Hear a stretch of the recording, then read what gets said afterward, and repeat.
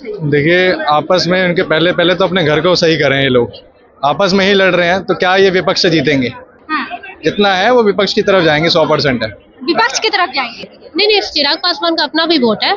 हमेशा रामविलास पासवान जी का नाम लेके, भाई का नाम लेके ये किया, लेकिन चिराग पासवान जी मेहनत भी करते हैं। तो जिस नेता के पास वोट होता है उसी को हर पार्टी में जगह मिले, स्थान दिया जाता है। जब उसके पास मलाई था ना, तो डर की वजह से तो बीजेपी इनको नहीं 5 सीट देती। नहीं, डर के मारे का, डर के मारे तो डर तो नहीं, डर है नहीं कि भाई वोट बैंक नहीं चिराग के पास। तो इनमें इंडिया गठबंधन है ही कहा, सब बिखरा हुआ है इंडिया गठबंधन। जो जमीन लेके नौकरी दे रहे हैं उनसे अच्छा तो मोदी जी है ना, कम से कम जमीन लेके तो नौकरी नहीं दे रहे हैं। और आगामी लोकसभा चुनाव का डेट निकल गया है और आज जो है सीट शेयरिंग का जो मामला है वो भी निकल गया है। तो वहीं आपको बता दें कि सीट शेयरिंग बीजेपी को 17 मिला है, तो वहीं जेडीयू को 16 मिला है, लोजपा को 5 मिला है, तो हम का 1 और उपेंद्र कुशवाहा को 1 मिला है। इसी पे पटना जंक्शन पे है और पटना जंक्शन पे लोग हैं, उनसे जानेंगे कि सीट शेयरिंग को लेकर उनका क्या राय है। आइए जानने की कोशिश करते हैं, क्या कहना चाहिए। सीट शेयरिंग भी हो गया।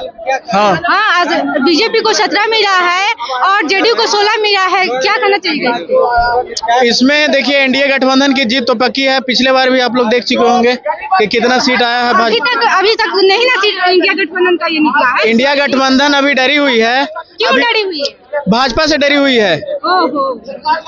मोदी जी का कहना है अब की बार 400 पार, तो अभी उन लोग को डर बना हुआ है पिछले बार का सीट देख के। अच्छा, पशुपति पारस का ये एकदम चाचा भतीजा में होड़ चल रहा था, तो क्या लग रहा है पशुपति पारस को दिया ही नहीं गया? इसका क्या उनको नहीं दिया गया पशुपति पारस का। तो अभी चर्चा सुन रहे हैं कि उनको राज्यसभा सांसद बनाया जा रहा है पशुपति पारस को। उनको बीजेपी की तरफ से तो सीटें नहीं मिला है। नहीं मिला है, 5 सीट मिल गया और इनको चिराग पासवान जी को मिल गया 5 सीट। पशुपति पारस जी को अभी सीट शेयरिंग को लेकर क्या कहना चाहिए? आज सीट शेयरिंग का भी निकल गया। देखिए, आपस में उनके पहले पहले तो अपने घर को सही करें। ये लोग आपस में ही लड़ रहे हैं, तो क्या ये विपक्ष जीतेंगे? पहले तो अपने घर का सुलह करें ना, कि इसको कितनी सीट मिल रही है। वो भतीजा कहता है कि मैं भी हाजीपुर से लड़ूंगा, चाचा कहता है मैं भी लड़ूंगा। तो पहले अपने आप को सुलह करें कि हाँ लड़ेंगे। अब तो खत्म हो गया। अब वो मेरे को लगता है कि वो विपक्ष की तरफ जाएंगे।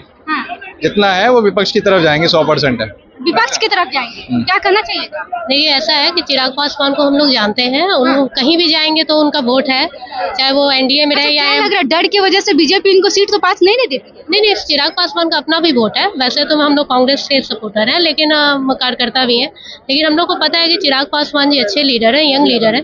पारस जी ने कोई मेहनत तो किया नहीं, हमेशा रामविलास पासवान जी का नाम लेके, भाई का नाम लेके ये किया, लेकिन चिराग पासवान जी मेहनत भी करते हैं। तो ठीक है, अगर उनको जो मेहनत करता है पॉलिटिक्स में उसको ही जगह मिलता है और वही चुनाव लड़ता है और जीतता है। नहीं, ये बात बोल रहे हैं कि जैसे चिराग पासवान को समझते हैं हाजीपुर का सीट मिला है, उनको चाचा को नहीं मिला है, तो क्या लग रहा है बीजेपी डर की वजह से उनको सीट तो नहीं देती कि कहीं और चले जाएंगे या खुद का पार्टी से लड़ेंगे तो हमको कहीं नुकसान होगा? नहीं, इसलिए दिया गया ना कि चिराग पासवान का जो हर विधानसभा में कुछ परसेंटेज वोट है, 10 से 15% या 20% कुछ वोट है। तो जिस नेता के पास वोट होता है उसी को हर पार्टी में जगह मिले, स्थान दिया जाता है। चुनाव में रिजल्ट बहुत बड़ा चीज होता है, तो जो मिला है चिराग जी को अच्छा मिला। अच्छा, पीएम के रूप में किसको देखना चाहते हैं? पीएम के रूप में हम लोग राहुल गांधी को देखना चाहेंगे, कांग्रेस पार्टी के। अच्छा, राहुल गांधी को देखना चाहिए। जी बिल्कुल। अपना तो चेहरा ही नहीं दे रहे हैं। नहीं, ऐसा नहीं है। अब उनको पता है कि कांग्रेस नेशनल पार्टी है, बड़ी पार्टी है। 2 ही नेशनल पार्टियां हैं, बीजेपी और कांग्रेस। और तो अभी तक बीजेपी की तरफ से या कहे तो एनडीए की तरफ से हर जगह से सीट शेयरिंग का मामला आ जा गया, लेकिन अभी तक उनका कोई मामला नहीं है कुछ सीट शेयरिंग को लेकर। नहीं, बिल्कुल शेयरिंग को लेके है। दोनों पार्टियां आज से कल में हर उम्मीदवार का घोषणा कर देंगी, चाहे वो बीजेपी हो, एनडीए हो या महागठबंधन हो, दोनों करने वाली। लेकर आज सीट शेयरिंग सबका निकल गया और कहे तो एनडीए अलायंस का नहीं निकला है, इसमें क्या करें? सीट शेयरिंग तो आज एनडीए का होकर किया है, एनडीए का हो गया सीट शेयरिंग। देखे सीट शेयरिंग हो गया, अब इंडिया गठबंधन की होकर करेगा। अच्छा, सीट शेयरिंग को लेकर क्या करना चाहिएगा? बीजेपी और जेडीयू जो भी है यहाँ पे निकल गया है एनडीए को, तो क्या करना चाहिए? वो अपना पार्टी का थ्रू है, इसे अपना सीट शेयरिंग अपना पार्टी का है। एक बात और, बीजेपी 17 दी है तो वहीं जेडीयू को 16 सीट से लड़ना है, इस पे क्या करना चाहिए? तो जितना हक रहेगा है ना, उसका तो सीटिंग सीट था 16 गो, तो अपना सीटिंग सीट पर अपना चुनाव लड़ रहे हैं, जिसमें भी लोजपा का भी 5 गो है, वैशाली है और हाजीपुर है। पशुपति पारस को एक भी सीट नहीं दिया गया, इस पे क्या करना? वो पशुपति पारस का हुआ कि भाजपा यूज किया, जब उसके पास मलाई था ना तो खूब पशुपति पास भाजपा उनको क्यों इस सीट नहीं दिया है? चिराग पासवान के चलते नहीं दिया। जानता है कि चिराग पासवान के वजह से क्यों नहीं दिया? देखिए, पासवान का जितना वोट है वो चिराग पासवान के पास वोट है, पशुपति पारस के पास पासवान का वोट नहीं है। क्यों? आप क्या कहना चाहिए सीट शेयरिंग? सीट शेयरिंग अच्छा है। जो भी जो गठबंधन सरकार है यहाँ पे, जो नीतीश कुमार का, मोदी का, जेडीयू का, बीजेपी का और एलजेपी का, वो आपस में बैठ करके उसको सीट शेयरिंग करेंगे वो। अच्छा, इंडिया अलायंस को क्या करना चाहिए? इंडिया अलायंस का सीट शेयरिंग को लेकर अभी तक कुछ नहीं निकला। देखिए, इंडिया अलायंस में बहुत प्रॉब्लम है। इंडिया अलायंस जब से इंडिया गठबंधन बना है, उसके गठबंधन के सहयोगी आपस में ही लड़ाई कर रहे हैं, भाग रहे हैं। आज तक उनका नेता डिसाइड नहीं हुआ कि कौन प्रधानमंत्री बनेगा। ममता बनर्जी अलग राह पकड़ ली, ममता बनर्जी अपना अलग राह पकड़ ली। इधर जो जयंत चौधरी थे, जो राष्ट्रीय लोकदल से थे, वो अपना अलग राह पकड़ लिए। तो इनमें इंडिया गठबंधन है ही कहाँ, सब बिखरा हुआ है इंडिया गठबंधन। मोदी सरकार ने ऐसे बहुत सारे काम किया जो कि मोदी सरकार को लोगों को सपोर्ट करना चाहिए, वोट करना चाहिए। देश के लिए बहुत अच्छे काम। ये किसको पीएम के रूप में देखना चाहते हैं 2024? मोदी जी के अलावा दूसरा ऑप्शन क्या है? मोदी जी को ही वोट देंगे। अच्छा, मोदी जी को ही क्यों दीजिए? अब क्यों देंगे वो तो आप देखिए 10 साल में क्या क्या हो रहा है। 10 साल में क्या हुआ?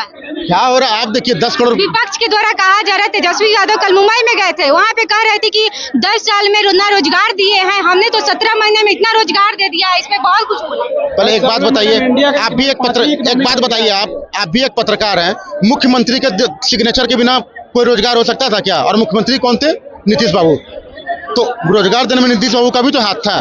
तो अभी भी नीतीश बाबू भाजपा के साथ मिले हुए हैं, तो हम उन पर भरोसा कर ही सकते हैं। यादव कह रहे थे कि नीतीश कुमार को जब हम बोले तो कह रहे थे मैं अब तुम्हारे अपने बाप केस से लाओगे कि रोजगार दोगे। अच्छा ठीक है, तो अभी कोर्ट की तरफ से उनके ऊपर केस बुक किया है, जमीन के बदले नौकरी।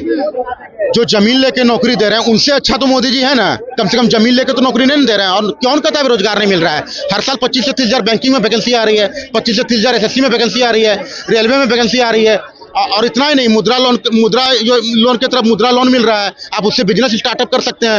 एक ही बात को पकड़ के लोग बैठा 2 करोड़ का वादा किए थे न, 15 लाख का अकाउंट में जो गरीब है उनके अकाउंट में देंगे, ये दोनों वादा पूरा नहीं किए। पहले एक बात बताइए, 15 लाख का वादा उन्होंने नहीं किया तो उन्होंने कहा था कि विदेशों में इतना काला धन जमा है, अगर हम उसका रिकवरी करेंगे तो 15 लाख हर हिंदुस्तानी के खाते में जमा हो सकता है, ये कहा था। और रहा सवाल 2 करोड़ रोजगार का, तो रोजगार का ये मतलब थोड़ा कि हमेशा सरकारी नौकरी। देखिए, मुझे केंद्र में मोदी चाहिए और राज्य में आरजेडी चाहिए। मोदी सरकार हर साल रोजगार दे रही है, जो बच्चा पढ़ रहा है उसको रोजगार दे रही है, पर बिहार में रोजगार नहीं मिल रही है। बिहार में हमारे जो नीतीश सरकार अभी तो एनडीए में आ गए हैं, पर उससे पहले जो है आरजेडी। तेजस्वी यादव क्यों चाहिए? हमको तेजस्वी यादव जो चाहिए क्योंकि वो थोड़ा सा स्मार्ट है, नौकरी देने में अच्छे हैं और रोजगार। नौवे फेल आदमी जो पढ़ा लिखा नहीं वो क्या करेगा राज्य के लिए? जो पढ़ा लिखा नहीं वही तो इस देश को अच्छा से चला सकता है, जिसको ज्ञान है उसको। क्योंकि वो जैसे नीतीश कुमार पढ़े लिखे तो वो रोजगार नहीं दे रहा है, जो पढ़ा लिखा नहीं है वो रोजगार दे रहा है।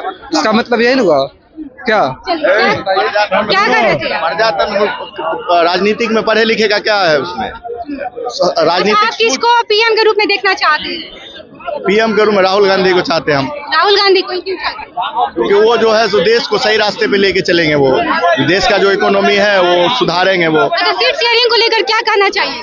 सीट शेयरिंग को लेकर के देखिए, गठबंधन में आज से नहीं, राजनीतिक जो इतिहास में हमेशा ऊपर नीचे चला है, कभी भी बराबर का नहीं चला। चाचा और भतीजा में झगड़ा हो रहा था तो उनको एक भी सीट नहीं दिया गया पशुपति पारस। चाचा तो चोर निकले ना, चाचा तो चोर के रास्ते से निकल के। चोर कैसे निकले? अरे चुपके से रास्ता बदल लिए ना चाचा। कहाँ पे रास्ता बदल? अरे राजनीतिक में चाचा को जो गठबंधन का जो नियम होता है वो धर्म को नहीं ना निभाए, गठबंधन धर्म को नहीं निभाए, वो तो चोर गली से निकल गए। बिहार में लोग जो है सो लालू के बाद तेजस्वी को, युवा चेहरा को अभी सब रिप्रेजेंट करना चाहते हैं। बिहार की राजनीति भारत की राजनीति से अलग है।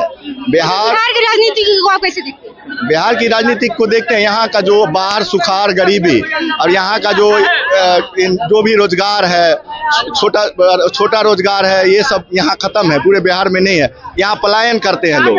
यहाँ का जो मुख्य रूप से जो सिस्टम है वो नहीं समझ पाते हैं लोग। यहाँ का युवा हरियाणा, पंजाब, बंगाल, यूपी में जाके काम करते हैं वो। यहाँ जो अगर वो गांव में रहे, वो 5 किलो दाना अगर मोदी जी देते हैं उससे उसका जिंदगी नहीं चलने वाला है। उनका बच्चा आज स्कूल का जो सिस्टम है वो भी बिगड़ गया। तो आप देख सकते हैं यहाँ पे पटना जंक्शन पे पब्लिक है और पब्लिक का कहना है कि 2024 में लोकसभा चुनाव में ये नरेंद्र मोदी आएंगे, तो कोई कह रहा है राहुल गांधी आएंगे।